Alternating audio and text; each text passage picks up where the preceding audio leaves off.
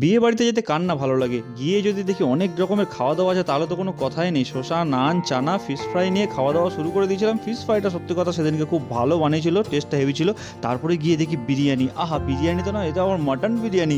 নাল্লি piece দেখে নিলাম, আলু নিলাম, আলু ছাড়া বিরিয়ানি ঠিক জমে না, তাই জন্য চিকেন চাপও ছিল, আবার চিকেন চাপ উইথ মাটন বিরিয়ানি। চিকেন চাপের লেগ পিসটা কামড় মারলাম, তারপরে নাল্লির যে এই নাল্লিটা, আহা এটা জাস্ট চিপ করে টেনে খেতে যা মজা লাগে। তারপরে আরও মাটন নিয়েছিলাম, বেশ নরম নরম মাটন পিসগুলো করেছিল।